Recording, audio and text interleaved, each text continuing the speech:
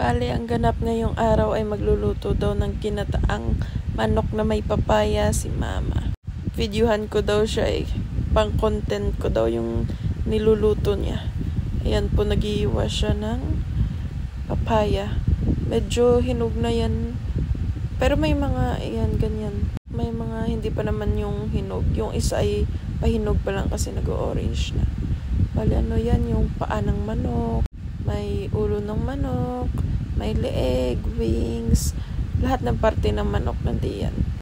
Bali, hihiwain lang yan ang papaya, tapos i-ref muna kasi mamayang alas 12 pa talaga yan iluluto. Alas 12 ng tanghali, mga bandang alas 10 pa yan. At yan, videohan ko rin daw yung paghugas niya ng lemongrass. Ano ba yung lemongrass sa Tagalog? Nakalimutan ko. Ayun, tanglad pala. Yan, tapos pupukpukin daw niya yung dulo ata niyan ng tanglad. Kasi nandyan daw yung aroma. Uy, for the aroma. Yung katas pala niya, yung nagpapasarap daw. Yan, bali, tutupiin niya ng ganyan at itatali. Para hindi magkalat-kalat syempre. Aba, alangan kainin mo naman iyan. Tapos ilalagay lang yan sa ginataan mamaya. Ayan. For the tali-tali muna ang person. Ayan, pinapakita niya. Tapos lumabas pala kami ng pinsan ko at bibili daw ng sili. Siling green ang pinapabili sa akin pero siling pula ang sinabi ko. Wala, nabingi na talaga ako. Ayan. Inaantay ko siya at tinatamad ako bumaba ng sasakyan. Bumili lang siya ng 50 pesos na siling pula.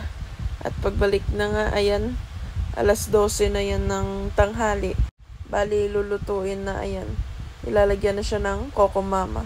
At pupunta tayo kay Aling Liit na may sakit. Ay, kawawa naman si Aling Liit. Balot na balot, tanghaling tapat. May sakit po dahil siguro yun sa ng Bulkang Taal.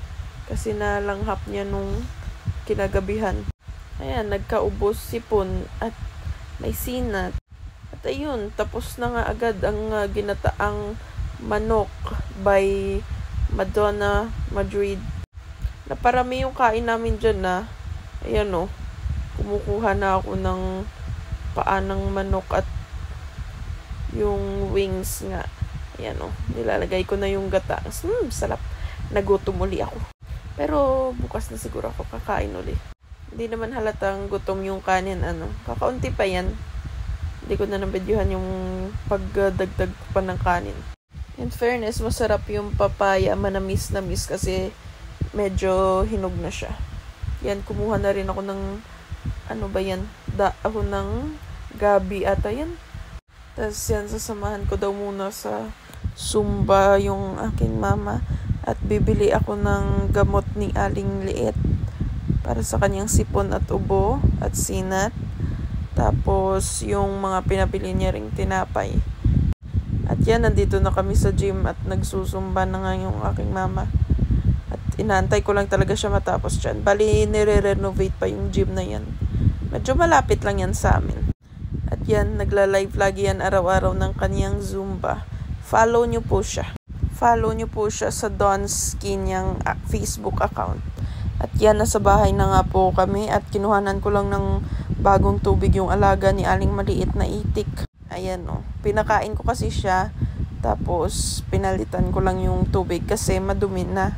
Ayan nga o, nagugutom na siya at nakaapak na siya dun sa kanyang kainan.